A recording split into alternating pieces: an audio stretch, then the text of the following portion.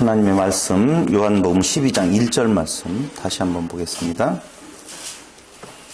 6월절 엿새 전에 예수께서 베다니에 이르시니 이곳은 예수께서 죽은 자 가운데서 살리신 나사로에 있는 곳이라. 거기서 예수를 위하여 잔치할세. 마르다는 이를 보고 나사로는 예수와 함께 앉은 자 중에 있더라. 마리아는 지극히 비싼 향유 곧 순전한 나드 한 근을 가져다가 예수의 발에 붓고 자기 머리털로 그의 발을 씻으니 향유 냄새가 집에 가득하더라. 제자 중 하나로서 예수를 잡아줄 가룟 유다가 말하되 이 향유를 어찌하여 300데나리온에 팔아 가난한 자들에게 주지 아니하였느냐 하니, 이렇게 말하면 가난한 자들을 생각함이 아니요 저는 도적이라 돈꾀를 맞고 거기 넣는 것을 훔쳐가미러라. 아멘. 지난 시간 우리는 나사로의 그 죽었다가 살아남을 통해서 예수님께서 하나님 되심을 확인해 보았습니다. 그런데 지난 시간 공부를 하면서 여러분들 머릿속에서도 아마 약간의 의문이 생겼던 부분이 있을 거예요. 집에서 한번 공부해 보라고 했는데 해보셨죠? 그 내용이 해봤죠. 읽어봤어요. 잘하셨어요. 그 내용이 무슨 말이냐면은 향유를 붓는 사건이 지금 복음서마다 다 나옵니다. 사복음서에 모든 복음서에는 향유 붓는 사건이 나와요. 근데 그 사복음서에 나오는 향유 붓는 사건이 요한복음과 똑같이 같은 사건으로서 같이 표현되어지면 이해하기가, 해독하기가 좀 쉽겠는데 조금씩은 다른 모습으로 기록되어져 있습니다. 첫째, 이걸 이제 한번 여러분들 보고 생각해 보라고 했는데 다 생각을 해보셨는지 읽어만 보셨는지는 모르겠어요. 일단 마태복음 26장 6절로 13절에 보면 역시 예수님의 발에 향유를 붓는 내용이 나옵니다. 두 번째로 마가복음 14장 3절로 9절에도 같은 사건으로 보이는 내용이 기록되어져 있습니다. 그리고 또 하나는 지금 공부하고 있는 요한복음 12장 1절로 3절에서도 역시 예수님의 발에 향유를 붓는 사건이 나오지요.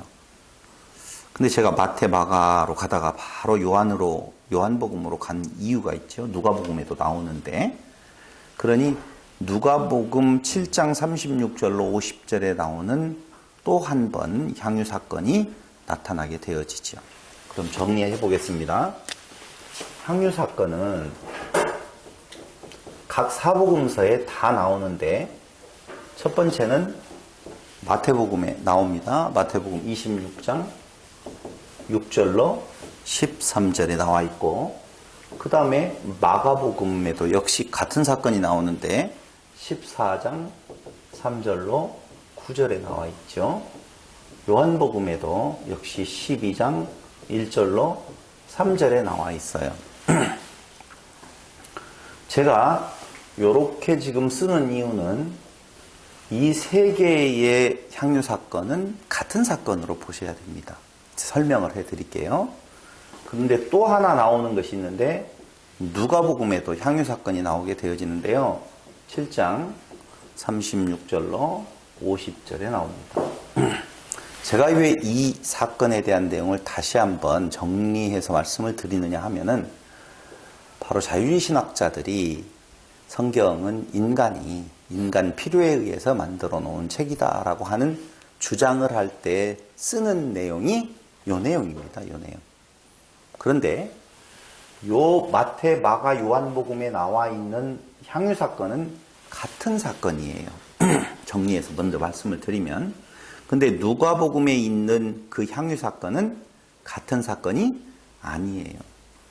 그러니까 복음서에 나와 있는 예수님 공생의 기간 동안에 향유 사건이 몇 번 있는지는 모르지만 성경에 기록되어 있는 향유 사건은 2번으로 되어 있다 보시면 돼요. 예수님의 발과 머리에 향유를 붓는 사건이 몇 번? 2번. 다른 사건이 있다, 이렇게 보시면 돼요. 먼저 누가복음 7장 36절로 50절에 보면 거기 그렇게 나오죠. 누가복음 7장 36절로 50절 한번 보겠습니다. 한 바리새인이 예수께 자기와 함께 잡수시기를 청하니 이에 바리새인의 집에 들어가 앉으셨을 때에. 자, 나오지요? 이 사건은요, 우리가 마태, 마가, 요한복음에서 나오는 향유 사건은 예수님 죽기 전 어느 기간 동안에요? 일주일 기간에 있는 사건이에요. 예수님이 돌아가시기 전, 십자가에 죽기 전 일주일여간에 있는 사건이란 말입니다. 근데 누가복음 7장에 있는 사건은 그때 사건이 아니고 예수님이 공생애를 시작하시고 난 한 중간 정도 갔었을 때에, 그러니까 한 32세 정도 되어졌었을 때죠. 그때에 일어난 사건이에요. 예수의 공생의 중간기에 일어나는데, 그 상황을 보니까 한 바리새인이 예수께 자기와 함께 잡수시기를 청했다고 말입니다. 식사에 초대를 했어요. 누가요? 바리새인이. 근데 우리가 알고 있는 마태, 마가, 요한은 바리새인이 안 나오죠? 누가 나오게 됩니까? 나사로, 그 다음에 마르다, 마리아, 뭐 이런 존재들이 나오고 있는 것을 알 수가 있어요. 그러므로 지금 바리새인이 예수께 자기와 잡수시기를 청하니 이에 바리새인의 집에 들어가 앉으셨을 때 그 동네에 죄인인 한 여자가 있어. 여자 나오기는 나오는데 죄인이라고 사람들이 이미 정죄해버린 그 어떤 여자가 지금 나오는 겁니다. 바리새인의 집에 앉으셨음을 알고 향유 담은 옥합을 가지고 와서 예수의 뒤로 그 발 곁에 서서 울며 눈물로 그 발을 적시고 자기 머리털로 씻고 그 발에 입 맞추고 향유를 부으니, 예수를 청한 바리새인이 이것을 보고 마음에 이르되 이 사람이 만일 선지자더면 자기를 만지는 이 여자가 누구며 어떠한 자 곧 죄인인 줄을 알았으리라 하거늘. 그때 당시에 유대인들의 입장에서는 죄인이라고 말하는 그 부류들하고 유대인들이 가깝게 지낸다, 특히 지도자급 인사들이 가깝게 지낸다라고 하는 것을 부정하게 생각했단 말입니다. 근데 그 사람이 대단한 선지자, 즉 예수가 소문을 들어서 대단하다는 걸 알고 지금 청해서 밥을 먹자고 그러잖아요. 설명 안 해도 알죠? 대통령 후보자 될 사람하고 같이 밥 먹었다고 사진 찍는 것이나 똑같다니까요. 그러니까 그렇게 해서 사진 한 방 찍으려고, 사진 찍는다는 말은 잘 생각을 하시고, 찍으려고 예수님을 초청을 했는데 그 예수가 그 집에 왔다는 말을 듣고 그때 당시에 죄인에 해당되어지는 그 여자가 그 집에 와서 옥합을 깨뜨려서 예수님께 그 향유를 붓게 되어졌다. 자기 머리털로 씻고 그 발에 입 맞추고 향유를 부으니까, 이 사람이 선지자였다면, 예수님께 선지자다면 자기를 만지는 이 여자가 누구며 어떠한 자고 죄인인 줄을 알았으리라 하거늘 예수께서 대답하여 가라사대 시몬아. 그러므로 초청한 바리새인의 이름이 나사로가 아니라 시몬이라는 걸 알 수가 있죠. 전혀 다른 상황이죠. 시몬아, 내가 내게 이를 말이 있다 하시니 저가 가로되 선생님 말씀하소서. 가라사대 빚 주는 사람에게 있어서 빚진 자 둘이 있는데 하나는 500데나리온, 하나는 50데나리온이셨는데 둘 다 탕감받았다. 누가 더 은혜가 크겠느냐? 지금 그렇게 누가 저를 더 사랑하겠느냐? 두 사람이 있는데 하나는 500데나리온, 하나는 50데나리온. 근데 둘 다 탕감받았어요. 탕감해준 자를 누가 더 사랑하겠느냐? 누가 더 사랑해요? 500데나리온. 이것 모르는 사람 없기 때문에 시몬도 그렇게 대답을 해요. 제 생각에는 많이 탕감함을 받은 자나이다. 가라사대 내 판단이 옳다 하시고 여자를 돌아보시며 시몬에게 이르시되, 여자를 보면서 시몬에게 말은 해요. 뭐라고 이야기하느냐? 이 여자를 보느냐? 내가 내 집에 들어오매 너는 내게 발 씻을 물도 주지 아니하였으되. 발 씻을 물 왜 주는가 우리 알지요? 아이 참, 요한복음 앞에서 이야기했잖아요. 포도주.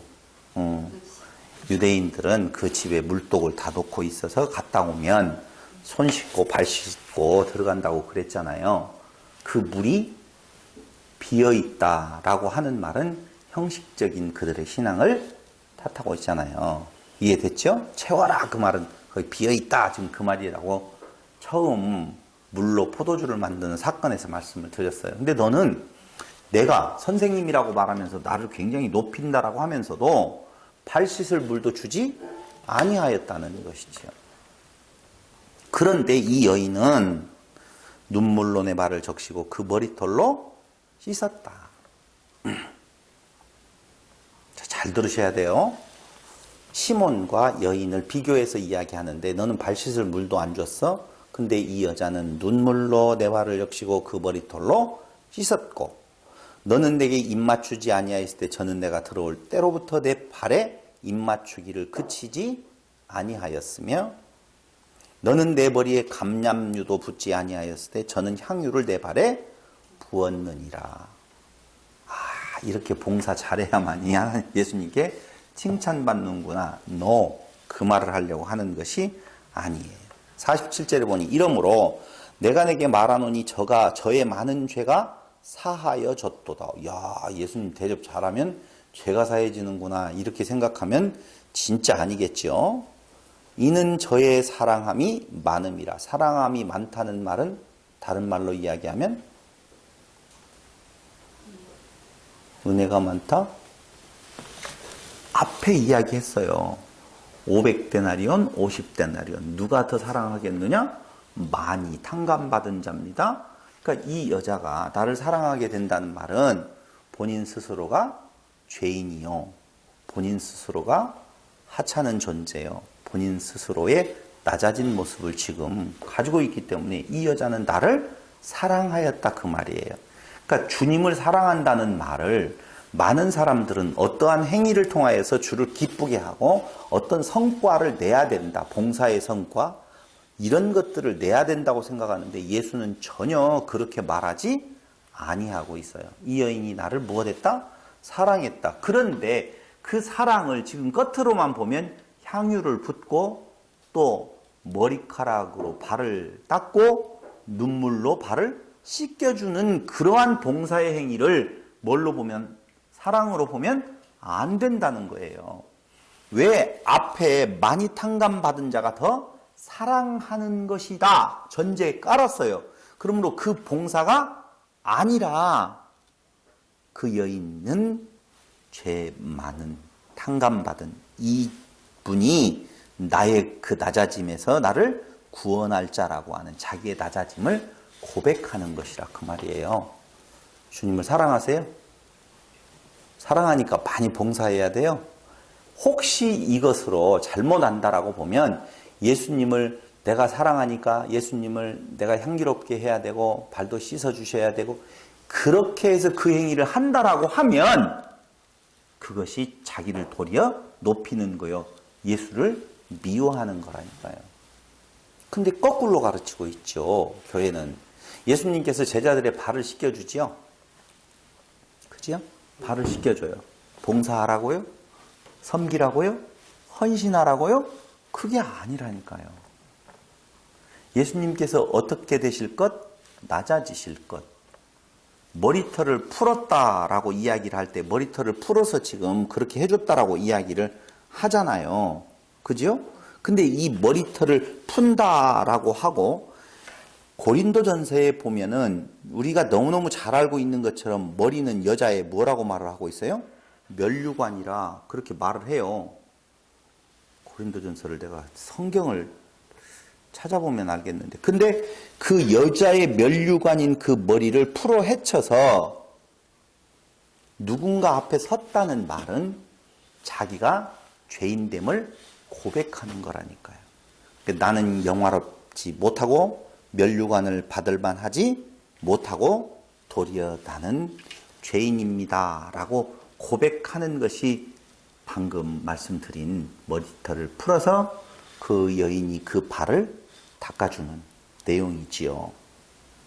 그럼 다시 한번 말씀을 드리면 지금 바리새인이라고 하는 존재는 물도 주지 않았어요.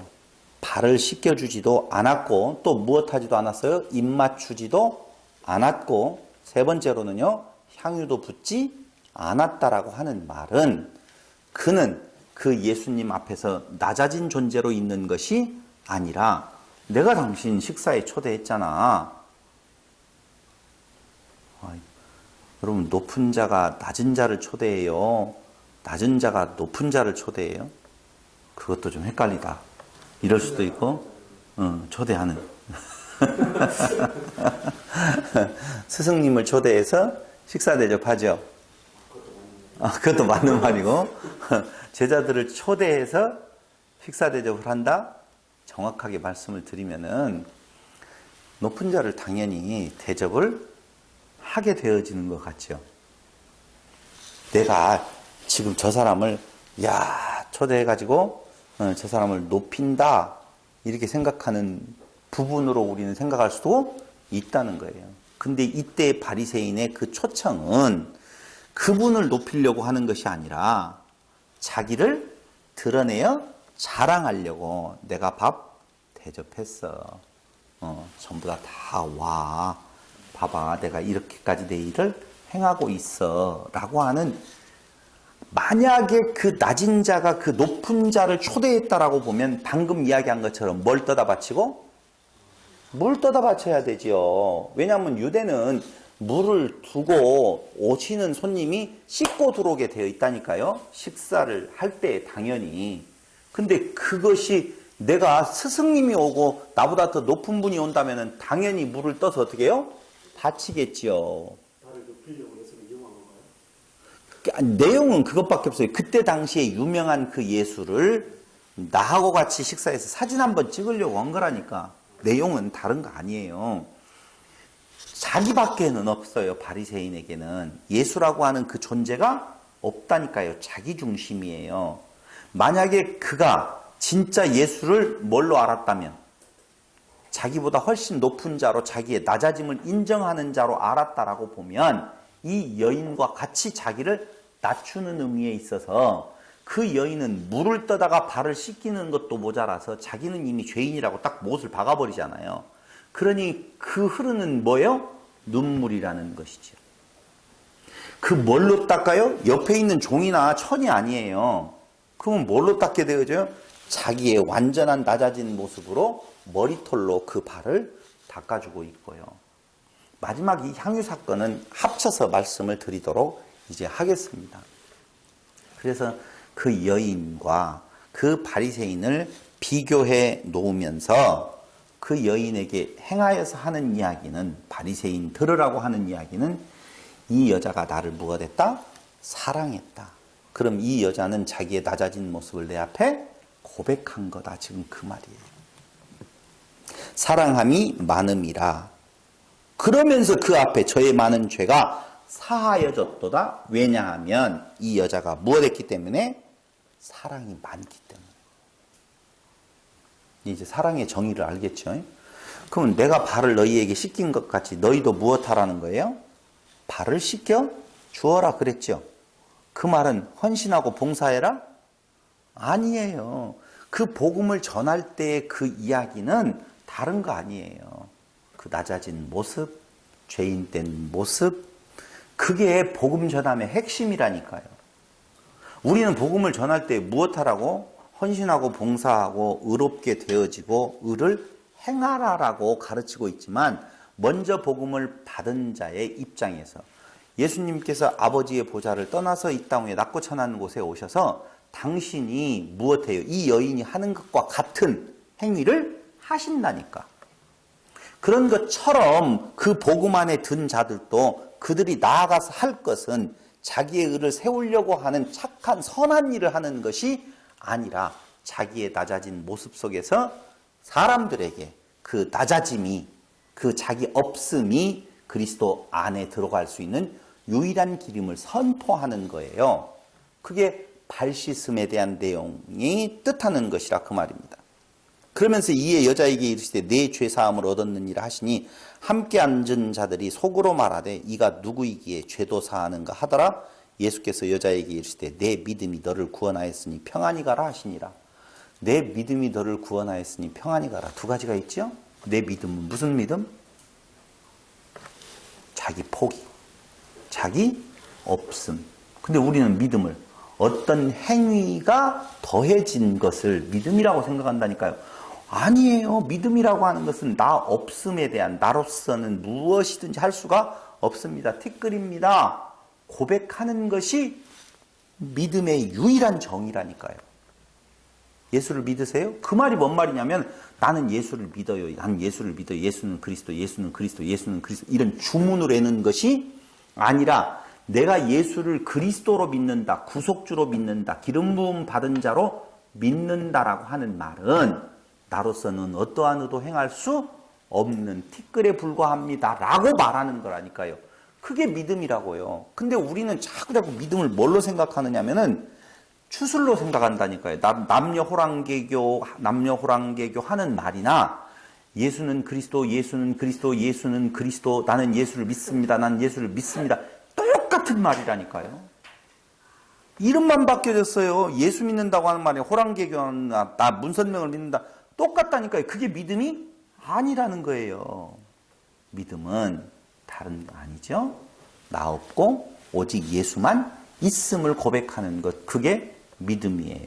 그런데 너의 믿음이 무엇했다고 말씀을 하시냐? 너를 구원하였다라고 이야기를 하죠. 구원의 선포는 누가 해요? 예수님이 하셨어요. 오직 구원하실 이는 하나님밖에 없으니 예수님이 하나님이시다라고 하는 선포거든요. 그때의 그 여인이 어떻게 가라? 평안히 가라. 그게 평안교예요. 뭔 평안이 가니요? 아니 주여 주시옵소서 해가지고 물질이 왔더니 물질이 부족하고 힘들지요. 평안하지가 않지요. 그건 외형적인 것이 깨어짐이지요. 진정한 평안, 안식은 그리스도 안에 있을 때만이 유일하게 이루어질 수 있는 것이다 라고 하는 거예요. 그러므로 본질을 지금 헤매서 많은 이야기를 해버렸는데 요때의 향유 사건은 우리가 지금 공부하고 있는 요한복음하고는 전혀 다른 내용이다 라고 하는 걸 말씀을 드렸어요. 됐죠? 여기는 이제 끝났어요. 그러면 마태복음 26장 6절로 13절은 무슨 내용이냐? 마태복음 26장 6절로 13절. 예수께서 베다니 문둥이 시몬의 집에 계실 때에 시몬이라고 하는 이름이 나와서 헷갈려 버렸죠. 근데 그 시몬, 바리새인의 시몬하고 베다니 문둥이 시몬은 다른 존재예요. 하나 공통된 점이 있죠. 여기는 1번 공통점이 어디에서 있었어요? 베다니예요. 두 번째로는요. 누구였다고 그래요? 시몬인데 누구라고요? 문둥이라고 해요. 자, 잔치가 마태복음, 마가복음, 요한복음이 같은 장소에 같은 의미라고 보면 요한복음에서는 그 잔치가 어디에서 일어난 것 같아요? 나사로의 집인 것 같았죠? 근데 절대 안 그래요. 요한복음 잘 보세요. 12장 한번 보세요. 그렇죠? 유월절 엿새 전에 예수께서 베다니는 똑같이 나옵니다. 베다니는 똑같이 나오는데 이곳은 예수께서 어떤 곳? 베다니는 그 말이에요. 앞에 베다니에 이르신다고 했는데 이곳은이라고 했으면 앞에 말을 받았잖아요. 그러니까 이곳이라고 하는 말은 나사로의 집, 마르다의 집, 마리아의 집이 아니라 베다니는 예수께서 죽은 자 가운데서 살리신 나사로에 있는 곳이라. 나사로의 집이라고 하면 될 텐데 왜 이렇게 말하겠어요? 나사로의 집이 아닌 거예요. 베다니에 들어갔는데 그 베다니 문둥이 시몬. 문둥이 시몬이 나사로는 아니에요.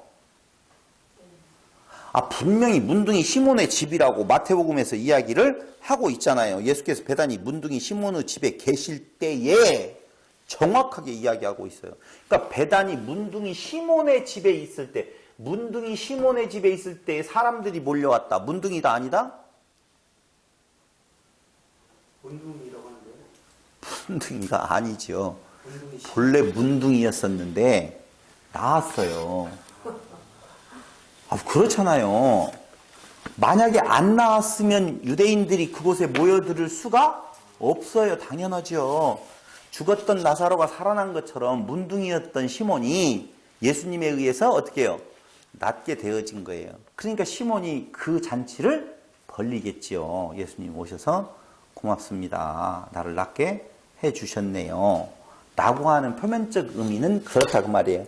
그러니까 나사로가 살아난 것을 기념하여 벌어진 잔치가 아니라고 지난 시간 이야기를 했잖아요. 그죠? 아, 맞잖아요.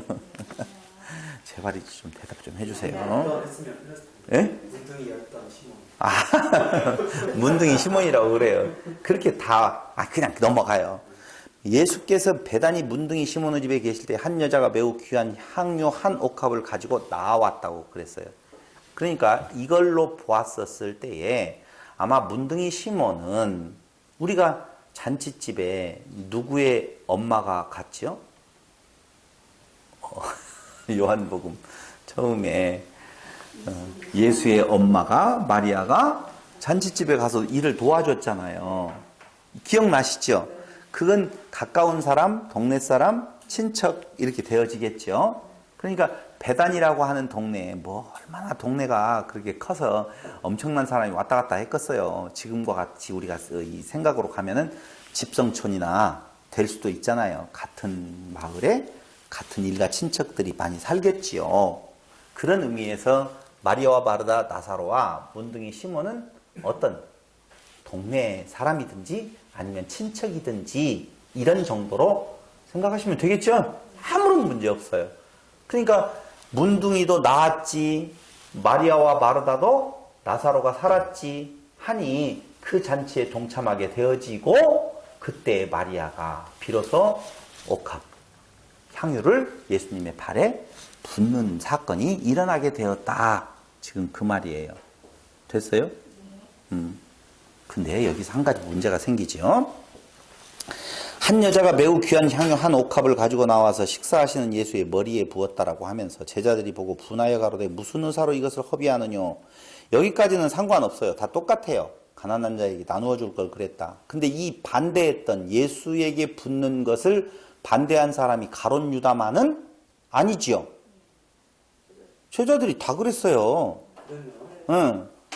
자, 그리고 난 뒤에 마가복음에 가서 한번 더 보겠습니다. 마가복음 14장 3절로 9절.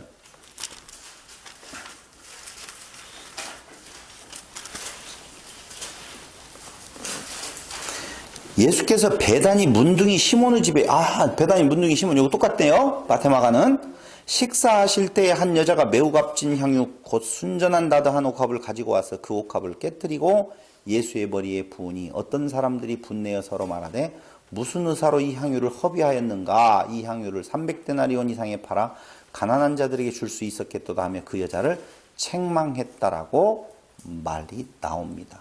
그럼 마태와 마가는 똑같다는 거 아시겠죠? 똑같다는 거 알 수가 있어요. 근데 14장 1절을 보세요. 마가복음. 여기에 아픔이 있어요. 이틀을 지나면 유월절과 무교절이라. 대제사장들과 서기관들이 예수를 궤계로 잡아 죽일 방책을 구하며 가로되 미뇨가 날까 하노니 명절에는 말자 하더라. 요한복음 가보겠습니다. 12장. 유월절 엿새 전에 나오죠? 틀려요? 같아요? 다르네요? 자, 확인했으면 저를 보시고. 요한복음에서는 유월절 몇 세 전? 엿새 전. 마가복음에서는 이틀 전. 틀리네요.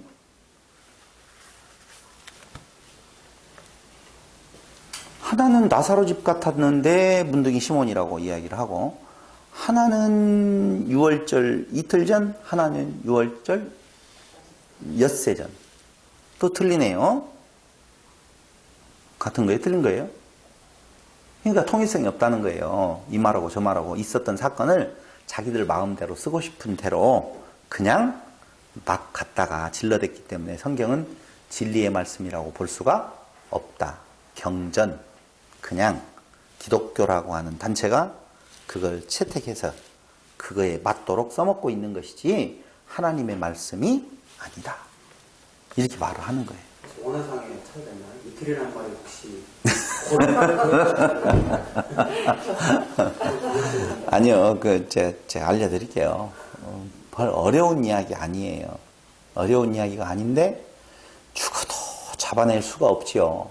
그냥 봐가지고는 이게 어떻게 이게 된 일인가. 그리고 많은 분들은 이 강론을 이렇게 네 군데의 복음서를 다 뒤져가지고 요렇게 틀린 점도 있고 요렇게 가서 같은 이야기입니다라고 하는 말을 안 하지요. 그냥 요한복음에서는 요한복음 엿새전으로 가는 거고 저쪽에 가서는 이틀 전으로 그냥 가는 거고, 그럴 뿐이지 이걸 섞어서 해석을 안 해주지요. 애매하면 넘어가는 거예요. 저도 그럴 때 있어요. 애매하면 거기를 안 건들고 넘어가면 누가 또 건드려 주지도 않고. 제가 확인을 해봤어요. 박 목사님이 쓰신 강론집도 확인해보고 다 해봤는데 그런 주석이 안 나오지요. 없어요. 근데 굉장히 간단한 이야기예요. 그게 뭐냐면 그런 것 때문에 자꾸자꾸 성경에 대한 하나님의 진리로서의 그 내용을 무력화시키려고 하는 시도가 있다는 것이지요. 아니고 마태와 마가라고 하는 사람은 예수님의 생애를 통하여서 예수가 그리스도라고 하는 사실을 증거하잖아요. 그죠? 요한도 마찬가지잖아요. 근데 같은 내용을 왜 네 가지의 복음서의 형태로 하나님은 성경의 테두리 안에 두셨는 건가 하면은 관점이 달라요. 예수의 행적, 예수에 있었던 그 팩트, 그 사실을 무엇인가 이야기하려고 하는 그 이야기의 그 내용, 그 자체의 의미에 초점을 두어서 그 예수님의 행적을 기록하거든요. 이해 왔죠? 그럼 마태, 특히 마가복음에 지금 나와 있는 이틀 전에라고 하는 말의 14장 1절에 나오면 봐봐요. 이틀을 지나면 유월절과 무교절이라 대제사장들과 서기관들이 예수를 궤계로 잡아 죽일 방책을 구하며 가로되 민요가 날까 하노니 명절에는 말자 하더라. 그럼 여기에서의 강조점은 예수를 어떻게 해야 되겠다? 죽여야 되겠다 라고 결정한 거예요. 예수를 죽여야 되겠다라고 대제사장들과 서기관들이 어떻게 해요? 결정하고 어떻게 죽일까? 어떻게 잡을까? 라고 하는 방법을 지금 논의하고 있어요. 이해됐죠? 그럼 바로 3절에 예수께서 베다니 문둥이 시몬의 집에서 식사하실 때 이렇게 나오잖아요. 그때에 이 3절과 4절을 연결시키는 연결에 대한 다른 부사나 이런 것들이 안 나와요. 근데 마태 마가에서는 그런 구절들이 굉장히 나와요. 그때에 그런 후에 이런 내용들이 많은 즐겨 쓰는 단어들이에요. 근데 마가가 뭔가 14장 1절에서 2절까지 해놓고 3절로 넘어갈 때 그 말을 안 써요. 안 빼먹었어요. 빼먹은 것이 아니라 안 써요. 이유는 왜 그러는 건가? 다른 거 아니에요. 예수님을 잡아 죽이려고 하는 이유가 무엇 때문에 그랬느냐 하면은 나사로 사건이 아주 중요한 계기가 되어졌죠. 나사로 사건이에요. 그 나사로가 죽은 자 중에 살아난 것을 통하여서 예수를 따르는 자들이 많아지고 그 따르는 자들이 많아짐으로 말미암아 로마로부터 어떤 해를 받을까 두려워하고 자기들의 위치가 흔들릴 것에 대한 내용, 그리고 정치적 메시아를 기다리고 있는 그들에게 입장에서는 그 예수라고 하는 존재가 달갑지만은 않는단 말입니다. 그런데 달갑지 않은 존재가 자꾸자꾸 나사로가 죽은 자 가운데서 살아남으로 말미암아 인기가 있어지면 자기들에게는 손해가 되어지니까 예수를 잡아 죽이려고 한 거거든요. 그럼 두 가지예요. 다시 말씀드리면 죽은 나사로를 살리는 사건 플러스 그건 누가? 그 서기관과 대제사장들이 예수를 죽이려고 맘먹게 되어지는 계기였어요. 근데 그들의 그 마음과 무엇이 하나 되어졌느냐 하면은 예수의 발에 그 여인이 향유를 붓는 사건이 계기가 되어진다니까요. 예수님을 죽이려 하는 음모는 어떻게 시작되어지는 건가? 1번, 나사로가 살아남. 이건 누구예요? 대제사장과 서기관들의 마음이에요. 여기에 플러스 되어지는 것이 무엇이었었느냐 하면은 향유 사건이라니까요. 향유 사건이 왜 플러스되어졌느냐? 가룟 유다뿐만 아니라 아까 제자들도 그랬다고 그랬어요. 그러니까 1년치 품삯에 해당되어지는 그 돈을 그 예수의 발에 그렇게 쉽게 부어버리는 것을 보고 예수를 뭐라고 할 수 없으니 그 여인이 깨뜨려서 부었는데 예수를 어떻게 뭐라고 해요? 그러니까 그 여인에게 너는 어떻게 그럴 수가 있느냐? 라고 이야기할 때 예수께서 그래 여인아 네가 경솔했지. 그걸 팔아서 가난한 자들에게 차라리 나누어 주지. 팔아 죽을 사람인데 내가 부으면 못 얻을 거냐 라고 이야기를 해줬으면 그 제자들과 그 가룟 유다는 예수를 팔 생각을 안 했을 거예요. 그거 이해 오죠? 근데 예수님께서 하시는 말씀이 가만두어라. 오히려 그 여자의 행위를 칭찬하는 모습을 보이더라 이거죠.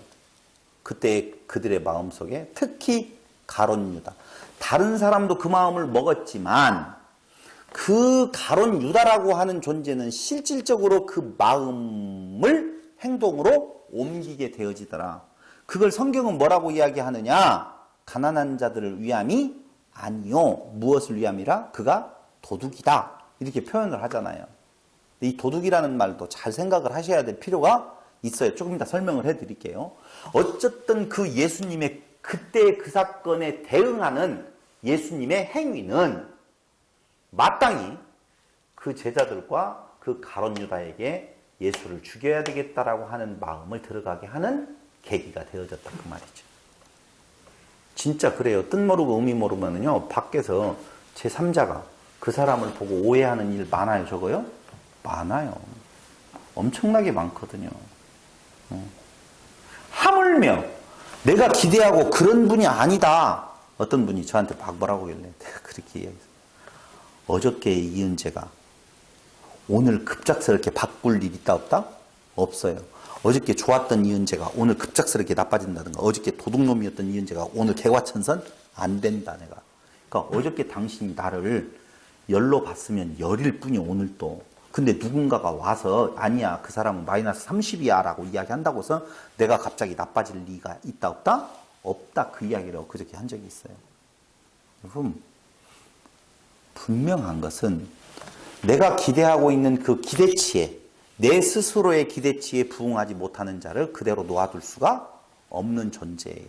정죄를 함으로 말미암아 자기를 드러내려고 하는. 봐봐요. 예수가 그 향유 사건을 통하여서 괜찮아 놓아둬 라고 하는 액션을 취할 때 내가 그를 뭐라고 하고 거기를 죽여버리고 싶은 마음이 있는 것은 내 의라는 거죠. 나는 그렇지 않아. 나 같았으면 저 인간 같지는 않을 거야 라고 하면서 그를 낮춤으로 말미암아 자기를 높이려고 하는 인간의 고질적인 악한 마음이 그에게서 발동이 된 거라 그 말이죠. 그래서 죽이자라고 결의가 된 거예요. 자, 이해됐죠? 이건 언제 그런 일이 일어났는 건가? 6월절 며칠 전? 엿새 전에. 엿새 전에. 요 사건이 6월절 엿새 전. 이것은 그 훨씬 전. 그러니까 그들이 예수를 잡아 죽이자라고 결의한 날, 그게 중심이 되어서 마가가 지금 이 마가복음을 써내려가고 있는데 그건 며칠 전에 결정났었다? 이틀 전. 근데 그 이틀 전에 결정난 것에 대한 계기는 엿새 전. 그렇기 때문에 먼저 결정난 죽이기로 결의한 내용에 대한 것을 앞에다 놓고 왜냐하면 그 결의는 요것 때문에 그랬다. 이렇게 풀어나가는 거예요. 오케이? 아무 문제 없어요. 그냥 요한복음하고 똑같은 이야기예요.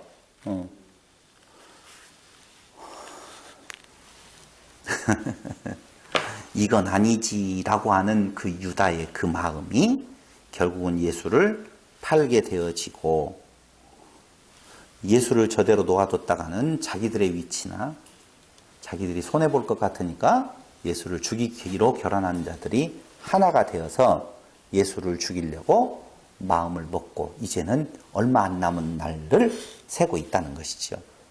근데 요한복음에서는 시간적인 순서로 향유 사건을 말하고 있는 것이에요. 알겠죠? 그러니까 향유 사건은 언제 일어난 거예요? 엿새 전이 맞아요. 이틀 전이 아니라 그 말입니다. 깨끗이 끝난 걸로 일단 알겠습니다. 자, 이제는 다 되었으니 현장으로 돌아가서 요한복음 12장 1절로 2절을 보도록 하겠습니다.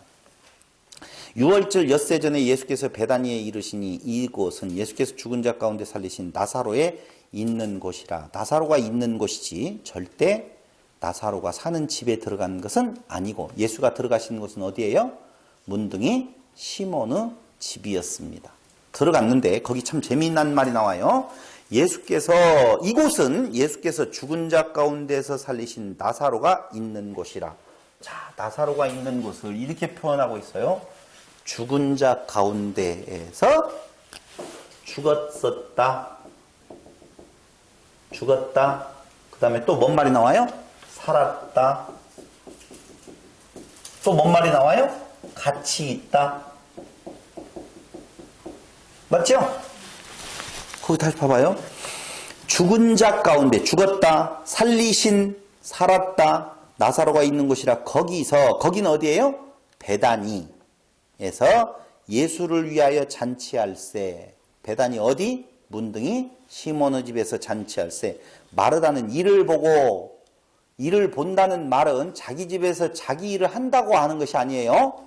와서 일을 도와주고 있었어요. 나사로는 예수와 함께 앉은 자 중에 있더라. 봐봐요. 예수와 함께 앉은 자 중에 있어요. 그 말은 자기 집이었으면 나사로가 예수 옆에 앉았을 거예요. 굳이 지금 나사로 집이 아니라는 말을 제가 강조하기 위해서 하는 말이니까 그냥 넘어가 줘도 돼요. 앉은 자, 예수가 있는데 많이 앉아 있어요. 누구 앉아 있겠어요? 문둥이 시몬의 친척이라든가 이런 사람들이 앉아 있겠죠. 동네 사람들이 앉아 있어요. 그 중에 누구도 있어요? 나사로도 있다. 죽었던 나사로 살아났는데 누구와? 예수와 같이 있다. 이걸 요한이 요렇게 지금 표현하고 있어요. 앉은 자 중에 있더라 라고 되어지는데 성경 하나 찾아볼까요? 자, 허물과 죄로 죽었다. 그 다음에 다시 살려면 무엇으로 살아야 돼요? 하나님의 은혜로 살아나야 되겠죠? 맞죠? 살아나서 그 다음에 예수와 함께 앉아있다. 이게 뭐예요? 복음이에요. 허물과 죄로 죽었던 우리가 하나님의 은혜로 말미암아 다시 살아나 그리스도와 하나됨. 이게 뭐라고요? 복음이라니까요. 에베소서 2장 5절로 6절. 에베소서 2장 5절로 6절.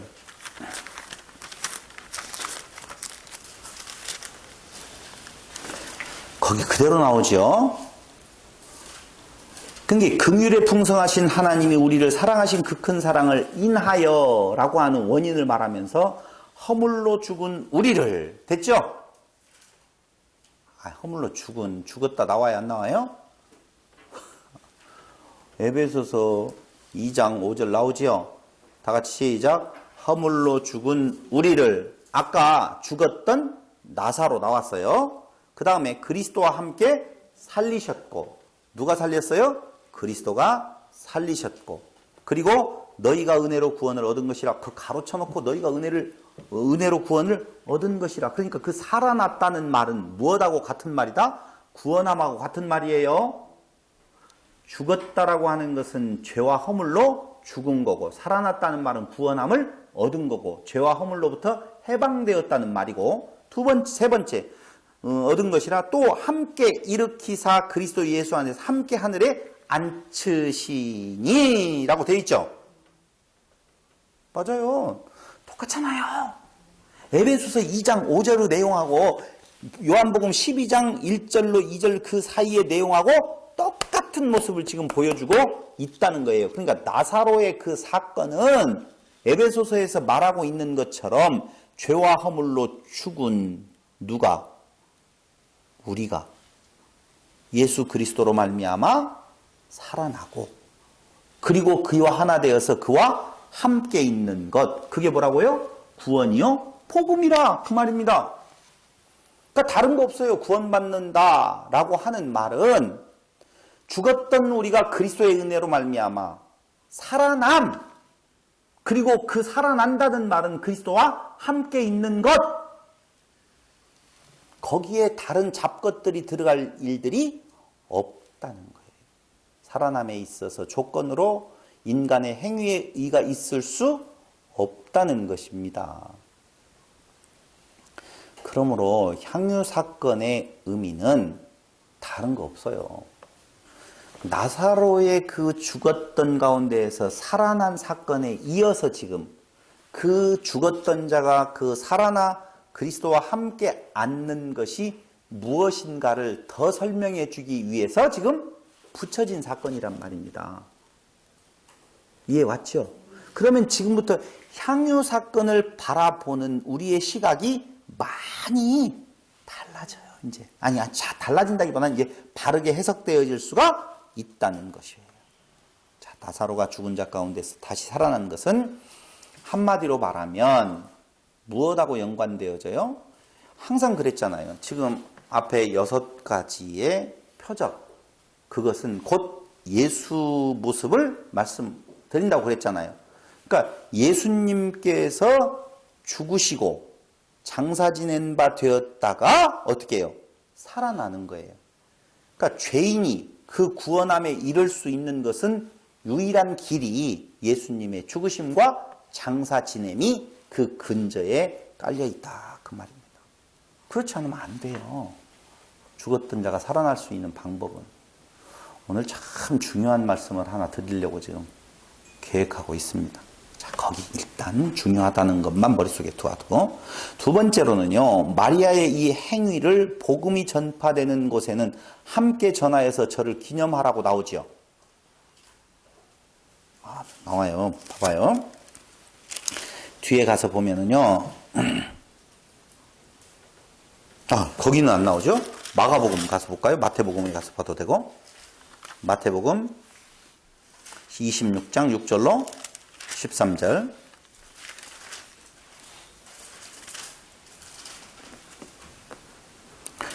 12절, 26장 12절. 이 여자가 내 몸에 이 향유를 부은 것은 내 장사를 위하여 함이니라. 내가 진실로 너희에게 이르노니 온 천하에 어디서든지 이 복음이 전파되는 곳에는 이 여자의 행한 일도 말하여 저를 기념하리라 하시니라. 이 여자의 행한 일도 말하여서 저를 무엇하라? 기념하라고 했어요. 근데 여러분들도 복음을 들을 때에 이 향유 사건의 이 마리아에 대해서 들었어요, 안 들었어요? 들었어요? 들었어요? 지금 읽었지. 그 복음이 전달되어질 때마다 이 여자의 이 사건도 전하여서 무엇하라? 기념하라고 했잖아요. 기념이라는 말은 뭐예요? 기억하라는 말이에요. 근데 박도경 집사님이 복음을 처음에 들었었을 때에 이 여자의 이야기 들었어요, 안 들었어요? 안 들었죠. 당연히 안 들었다니. 그럼 잘못하고 있잖아요. 어떻게 된 거예요, 이게? 예수님의 직접적인 명령인데. 아마 복음을 전하면서 이 사건을 말하고 그 여자의 그 행한 일을 말하는 사람 못 봤어요. 저도 안 전했고 그렇게. 그럼 왜 예수님께서는 이 말씀을 하시고 이 중요한 말씀을 왜 우리는 행하지 않았을까? 누가복음도 기념하라고 하네요. 누가복음, 마가복음도 당연히 마가복음도 기념하라고 똑같은 내용을 똑같은 시각으로 지금 썼으니까요. 그러면 이게 뭐예요? 복음이 전파될 때 우리는 이렇게 예수님이 말씀하신 대로 전파되는 일을 별로 보지 못했어요. 오히려 예수 믿으면 복 받는다. 예수 믿으면 병 낫는다. 예수 믿으면 부자 된다. 예수 믿으면 문제 해결이 되어진다. 이렇게 전하는 것은 봤어도 예수를 믿어라. 그런데 그 여자가 이렇게 했다. 이 말은 아직까지 못 들어봤어요. 요새 모든 행동이 다 기념할 만한 일인데 왜 이 일을 꼭 기억하라고 하는 건가? 그걸 꼭 기념해야 될 꼭 그렇게 하라고 그랬잖아요. 성경대로. 의미가 크게 있나 보죠? 있죠, 당연히. 이 의미가 없으면 그렇게 말할 이유가 없지요. 그러므로 이 행위는 마리아가 이렇게 헌신해서 이렇습니다라고 하는 마리아의 행위를 본받아라, 그 행동을 하라, 그게 아니라는 거예요. 그럼 도대체 그 일이 무슨 의미를 담고 있길래, 다시 말씀드리면 그 행위 자체에 대한 내용이 아니라 그 행위가 담고 있는 의미를 전하라는 거예요. 근데 그건 전했어요, 안 전했어요? 전달받았다니까요. 그게 뭔 말이냐면은 예수님의 십자가만이 사망에서 생명으로 나아가는 유일한 길임을 전하라, 그 말이에요. 향유 사건은 다른 말로 이야기하면 그 뒤에 나오잖아요. 이는 나의 장사 지냄을 위한 것이라 그러죠. 그 향유 사건의 의미는 예수님께서 죽으시고 무덤에 갇히실 것에 대한 내용을 말하는 것이라 그 말입니다. 한마디로 말하면 장사 지냄. 그러니까 복음이라고 하는 것은 무엇을 말하고 있는 건가? 그 여자의 그 구원함은 어디로부터 되어지는 거예요? 예수님의 죽으심으로 가능한 이야기다, 그 말입니다. 어떠한 인간의 행위로서 의에 이를 수가 없고 오직 예수님의 죽으심만이 죄의 문제를 해결할 수 있는 유일한 길임을 너희는 복음을 증거할 때마다 전하라, 지금 그 말이에요. 그걸 기념하라는 말은 예수님이 발 씻겨주고 기름 부은 행동을 너희가 하라, 그 말을 전하라는 것이 아니에요. 예전에는 참 전도와 많이 접목시켜서 이해했었어요. 네. 전도할 거니까 자들이 시켜라. 그것 쪽으로 가가지고 예수님이 발을 씻겨줬으니까 너희도 발을 씻겨줘라 라고 하는 내용으로 헌신하라. 다 헌신의 의미로 많이 풀었지만 인간의 헌신이 거기에 들어갈 여지는 조금만큼 0.0000001%도 없어요. 헌신을 말하는 것이 아니라 그 사건은 예수의 죽으심, 다시 말하면 나사로의 죽었던 자가 살아나는 것은 나사로의 죽었다 살아났다라고 하는 살아남의 문제가 있는 것이 아니라 예수의 죽으심에 대한, 그러니까 이미 나사로 안에 예수가 같이 죽는 거예요. 예수가 누가 됐다고요? 나사로가 되셔서 죽으시고 다시 어떻게 살아나실 사건이 나사로의 사건에 투영된 거예요. 그러니까 그 죽으실 것에 대한 이제 나사로로 보여줬으니 진짜 죽어야 될 거 아니에요. 그 장사 지내는 죽으심에 대한 하나의 준비 과정이 무슨 사건? 향유 사건. 그럼 왜 기름을 부었냐 이거죠. 그 대목에서 기름 부음이라고 하는 것은 아시다시피 누구에게 부었어요? 왕에게. 누구에게 부었어요? 제사장에게. 누구에게요? 선지자에게 부었다, 그 말입니다. 그러니까 이는 누구입니다? 그리스도이십니다. 왕이십니다. 선지자입니다. 제사장입니다. 라고 하는 거예요. 거룩하게 하는 의식을 행할 때에 장례식 때에 시신 위에 기름을 붓는 경우가 있어요. 창세기 28장 18절에 보면은요, 야곱이 그 제단을 쌓고 어디에 재물을 놓고 기름을 붓는 부분이 나오는데, 거룩하게 하는 의식을 행할 때라든가 장례식 때 시신 위에다가 붓는 경우가 있어요. 요한복음 19장 40절에 보면은 예수님이 죽으실 때 그렇게 붓는 부분이 있거든요.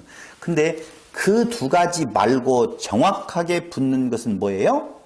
맞아요. 왕에게, 제사장에게, 선지자에게 붓는데 그 그리스도는 정결한 자요, 또 죽으실 것에 대한 내용이 같이 정해져서 여인이 그에게 뭘 붓는 거예요? 기름을 붓는 거예요. 근데 보세요.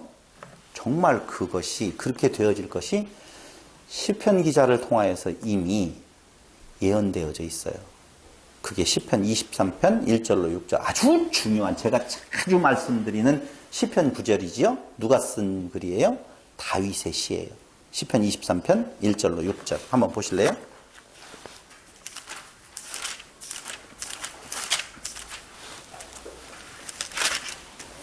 여호와는 나의 목자시니 내가 부족함이 없으리로다. 다윗을 말하지만 다윗은 지금 누구를 말하는 거예요? 예수를 말하는 거예요.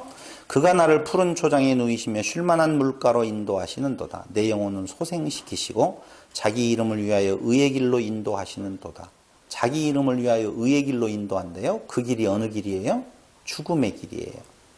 그 뒤에 나와요. 4절에 내가 사망의 음침한 골짜기로 다닐지라도. 사망의 음침한 골짜기로 다니죠? 예수님께서 지금 이 땅에 오셔서 다니실 때 다 죽이려고 하는 사망의 그림자가 드리워진 곳으로 지금 다니시는 거거든요. 다닐지라도 해를 두려워하지 않을 것은, 그 받을 해를 두려워하지 않을 것은 주께서 나와 함께 하심이라. 주의 지팡이와 막대기가 나를 안위하시나이다. 여기까지도 앞에는 여운 날 목장이 내가 부족함이 없어 푸른 초장으로 쫙 하다가 이제 어두운 쪽으로 지금 가요. 사망이 음침한 골짜기로 다닐지라도 내가 해를 두려워하지 않을 것은 주의 지팡이와 막대기가 나를 안위하시나이다. 좋은 상황이에요? 나쁜 상황이에요? 인간으로 보면 나쁜 상황이죠? 분명하죠? 그런데 여기 더 이상한 말이 나와요. 5절 주께서 내 원수의 목전에서 내게 상을 베푸시고 이렇게 나오잖아요. 내 원수의 목전에서 무엇을 베푸신다고 나오느냐? 상을 베푸신대. 이 상이라고 하는 단어를 제가 우리 알고 있는 뭐예요? 사전 바이블렉스 그 휴대폰으로 내가 또 확인 또 해봤어요. 그 상을 베푸신다라고 할 때 상이 뭐예요? 상이에요. 아, 상이 받을 상이 아니라니까요? 밥상, 식탁, 탁자. 그 상이에요. 아, 진짜나요. 그 내용이 슐한, 히브리어로 슐한이라는 단어를 쓰는데 그 슐한은 식탁, 상, 탁자를 말해요. 그러니까 주께서 지금 하나님께서 내 앞에 지금 무엇을 보죠? 원수의 목전에서 내게 지금 상을 베풀어 놓았다 그 말입니다. 식탁을 베푸시고? 네, 식탁을 베푸셨어. 상을 베푸셨어. 그러니까 아까 상 있어요 없어요? 아, 요한복음에서 나왔잖아요 지금. 아, 만찬, 잔치, 상. 죽음의 상 받았네요. 죽음의 상 받아요. 왜냐하면요, 이 슈란이라고 하는 상은요, 식탁상 탁자라는 뜻이 있는데요, 거기 가서 여러분도 바이블렉스 봐봐요. 뭐라고 나와 있는지. 짐승으로부터 벗겨낸 가죽, 시리아어 샤라에서 유래된 말이다 이렇게 나와요. 시리아어에 샬하라고 하는 단어가 있는데 그 샬하라는 단어는 짐승으로부터 벗겨낸 가죽이에요. 그러니까 어떤 상이라고 하는 것은 가죽을 지금 입혀서 놓았다 그 말이에요. 이건 지금 천이잖아요. 유리 없애버리고 이 천을 뭘로 바꿔요? 가죽을 벗겨서 그 위에다가 놓았다 지금 그 말이에요. 식탁을 그렇게 말했다고. 샤라에서 유래된 슐한이라는 단어가 있다는 것입니다. 근데 에스겔서 40장 39절 한번 보실래요? 에스겔서 40장 39절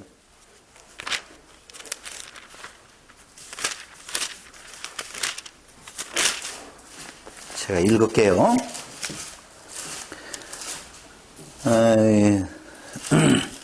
그 문, 지금 성읍에 대한 내용을 이야기를 하면서 그 문 벽 곁에 문이 있는 방이 있는데 그것은 번제물을 씻는 방이며 그 문의 현관 이편에 상 둘이 있고 똑같은 단어 쓰고 있어요. 상 둘이 있고 저편에 상 둘이 있으니 그 위에서 번제와 속죄제와 속건제의 희생을 잡게 한 것이며 상에서 죄물을 잡는다 그렇게 나와요. 대답을 안 하셔. 하여튼 뭔가 꼭 조금 이상하다 그러면 대답을 안 해버리려고 하는 못된 성격이 있구만요. 에스겔서 41장 22절을 한번 보세요. 41장 22절 그 뒤에 부분에 보면 외전 문설주는 네모졌고 내전 전면에 있는 식양은 이러하니 곧 나무제단의 고가 3척이요. 제단 나무제단이 있어요.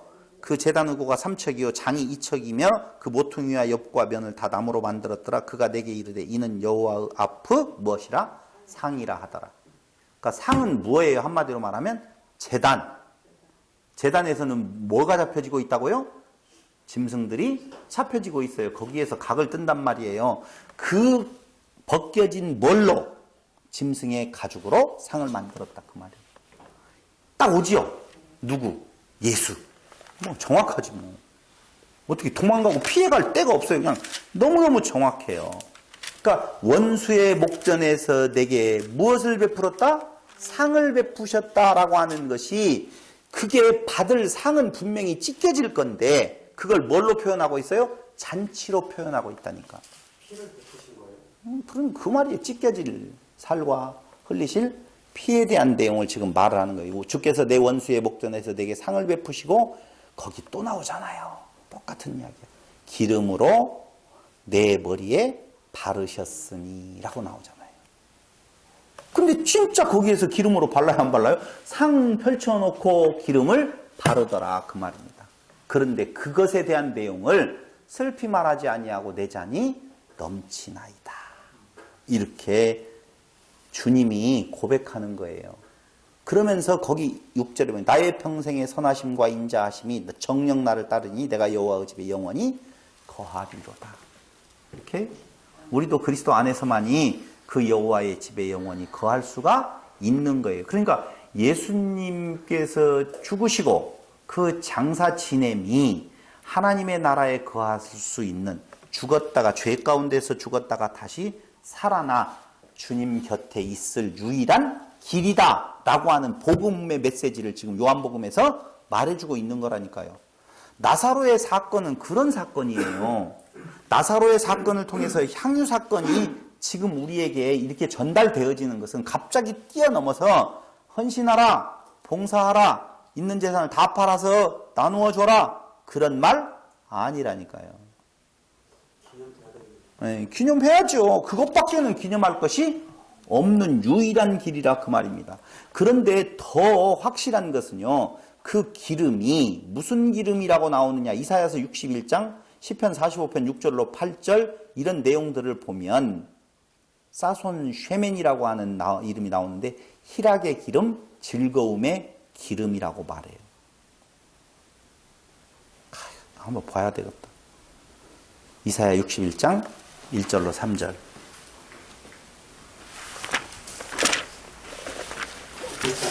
이사야 61장 1절로 3절. 주 여호와의 신이 내게 임하셨으니 이는 여호와께서 내게 기름을 부으사 가난한 자에게 아름다운 소식을 전하게 하려 하심이라. 이 가난한 자 무엇인 줄 아시죠? 푸토코스라고 그랬어요. 푸토코스는 절대적 가난이라고 그랬어요. 일반적으로 물질적인 가난하다라고 할 때는 푸토코스라는 단어를 안 써요.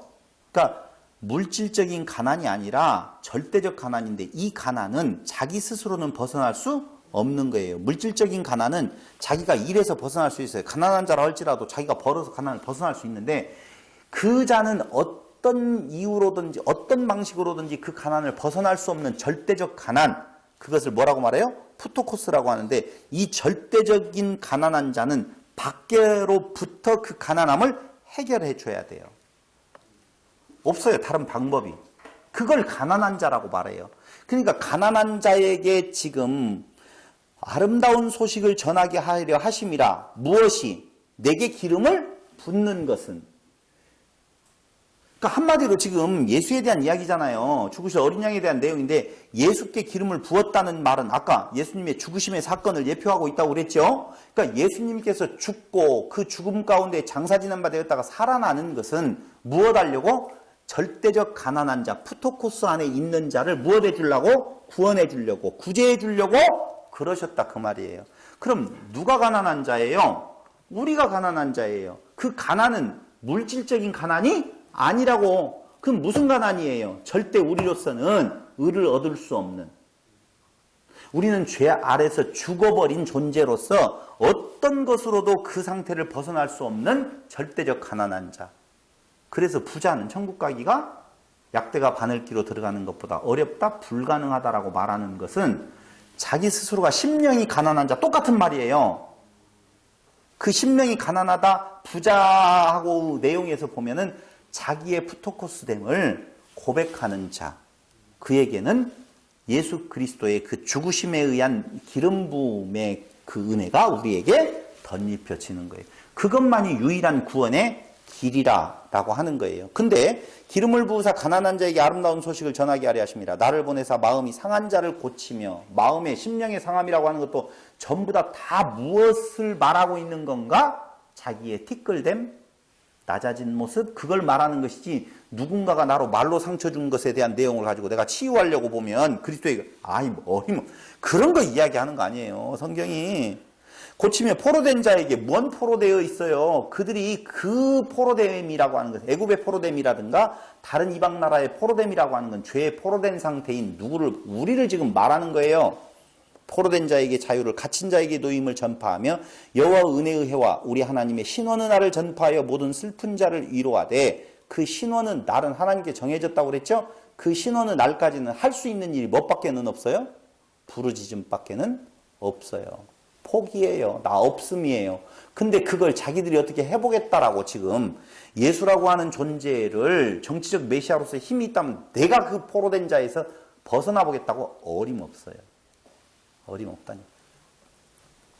무릇 시온에서 슬퍼하는 자에게 화관을 주어, 잘 보세요.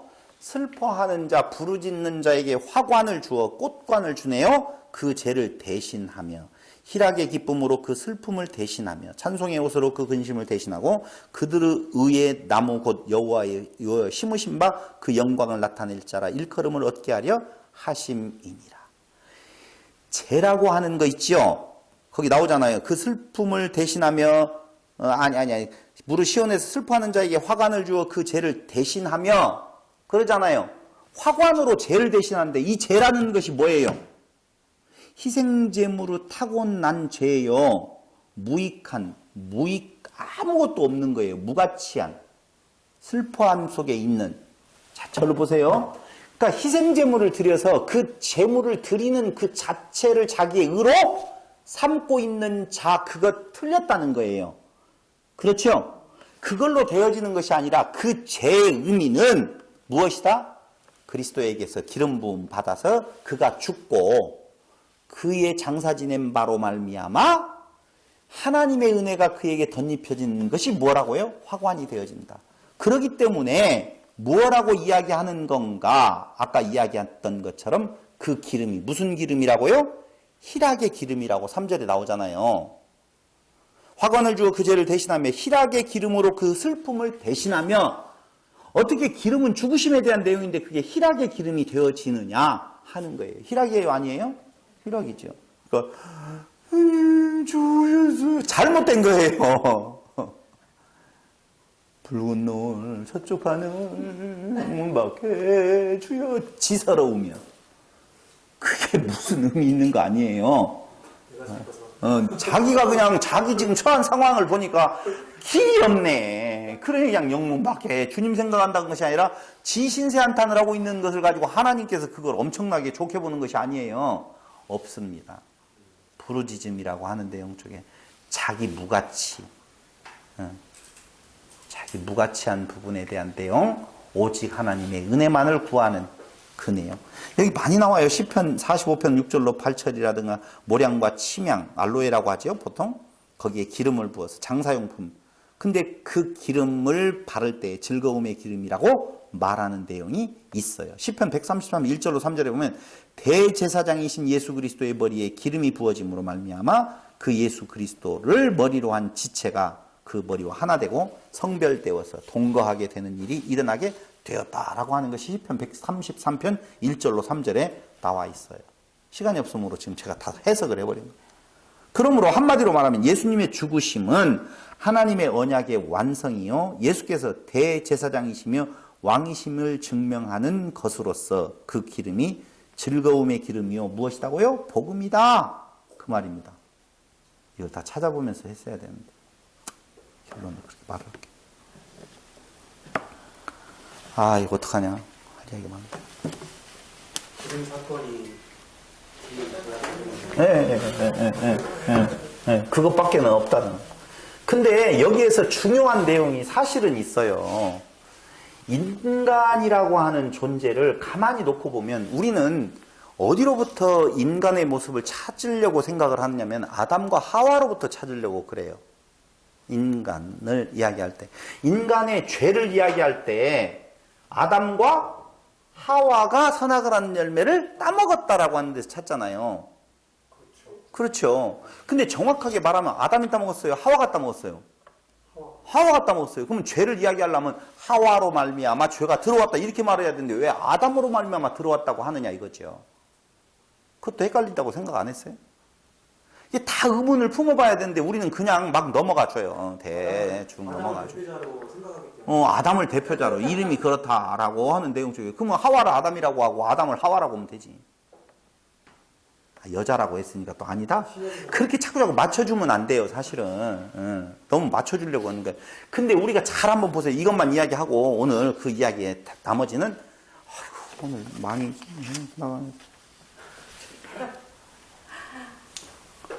이거 한번 보세요. 하나님께서 천지를 창조하실 때에 그 창조된 대략을 쭉 우리가 보잖아요. 보지요. 근데 거기에 뭐가 짓고, 첫째 날 나왔죠. 여섯째 날에 뭐가 지어지지요. 근데 여섯째 날에 뭐가 같이 지어져요? 사람도 같이 지어지죠. 이때 여섯째 날 지어진 것이 짐승도 지어져요. 근데 짐승과 가축을 분리해서 이야기해요. 근데 우리가 그냥 넘어가죠. 어떻게? 가축은 지금 상황에서 개, 돼지, 소 이렇게 생각을 해줘. 그때 당시에 아담이 처음에 지은 바 되었는데 가축이 어디가 있겠어요? 물론 출애굽을 한 모세에게 이 성경을 지금 기록하게 하잖아요. 모세가 기록했잖아요. 그러니까 창세는 모세 때로부터 한참 전이죠. 그 전 이야기를 모세를 통하여 기록하게 한단 말입니다. 그죠? 근데 그때 그 기록할 때에 그때 그 시대의 그 기록 내용을 보면 가축과 무엇을 구분하고 있어요? 짐승을 구분하고 있어요. 그죠? 근데 그때 당시에 지을 때에는 사실은 가축이라는 의미가 짐승과 따로 분리될 수가 있어요, 없어요? 없잖아요. 우리가 개념의 그 짐승, 그 가축이라고 보면. 근데 요한계시록에 가서 뭐라고 나오느냐? 지으신 들짐승 중에 뱀이 가장 간교하더라. 그 뱀은 가축에 들어가요? 짐승에 들어가요? 또 헷갈린다. 근데 그 뱀이 요한계시록에서 뭐라고 이야기하느냐? 옛뱀이요? 사단이요? 마귀라고 해요. 그러면 사단, 마귀는 영적 존재죠? 그죠?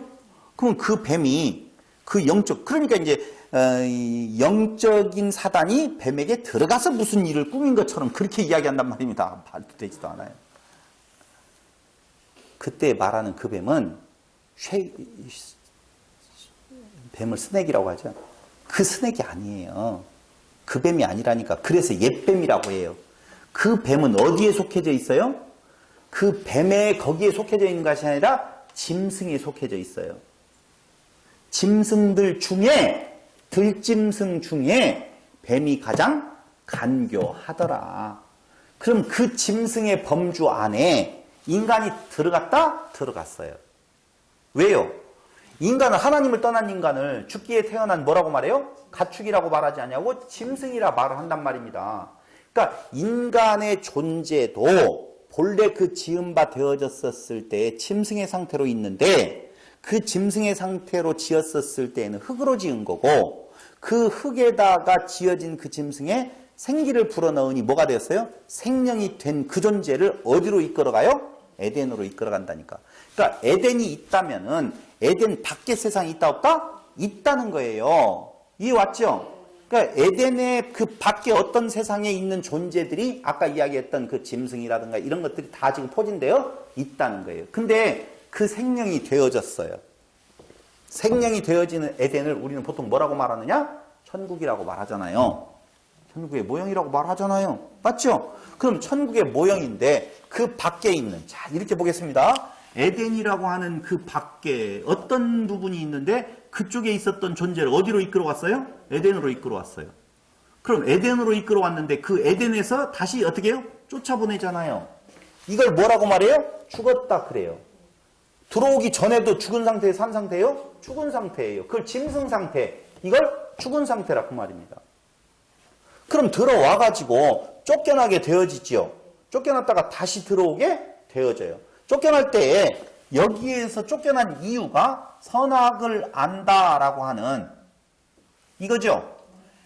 다른 많은 숲들이 우거지는데 동산 중앙에는 많은 나무들이 있는데 동산 중앙에는 한 나무가 있어요. 한 나무. 두 나무가 아니라 한 나무가 있어요. 단수로 표현되어 있어요. 한 나무가 있는데 먹고 먹어라라고 되어 있죠. 그때 이야기했잖아요. 먹고 먹어라. 반드시 먹어야 돼요. 어떻게 해요? 그건 임으로 먹되라고 하는 먹을 수도 있고 안 먹을 수도 있다는 말로 우리는 이제까지 알아들었잖아요. 네가 먹고 싶은 대로 먹는데 하나만 조심해라. 선악을 알게 하는 나무만 먹지 말아라. 이렇게 알고 있었는데 그게 아니고 그 성경에는 모든 나무를 다 먹고 먹으라는 거예요. 그 말은 다른 거 아니에요. 틀림없이 먹어야 될 나무가 있는데 그 나무가 뭐예요? 생명나무예요. 틀림없이 먹어야 돼요. 근데 그걸 생명나무로 먹지 아니하고 뭘로 먹었어요? 선악을 아는 나무로 먹었다는 거예요. 그래서 그는 어떻게 돼요? 죽게 되어져서 쫓겨났다 그 말이에요. 그 쫓겨난 자를 다시 들어오게 하려고 할 때에 뭘 먹게 해요? 생명나무를 먹게 해요. 봐봐요. 그때 에덴 동산에 있었던 선악을 아는 나무의 열매라고 보면 그 열매만 따먹었잖아요. 우리가 일반적으로 말한다라고 보면 그 나무는 없어졌어요? 안 없어졌어요?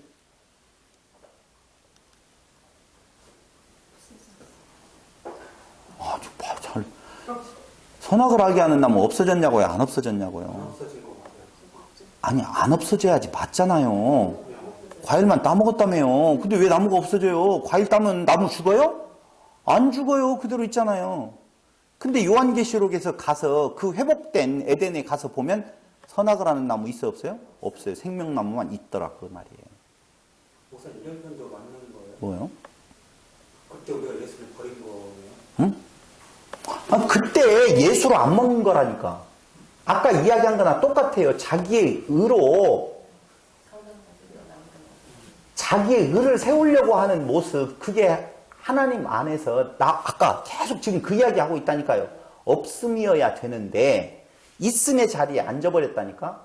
그러니까 생명나무를 따먹는다, 예수를 내가 영접한다, 예수를 믿는다는 말은 나 없음을 고백하는 건데 나 있음의 자리로 가버렸다는 거예요. 그게 선악을 아는 나무로 먹는 거예요. 중앙에 있는 나무를. 그 나무가 뭐냐?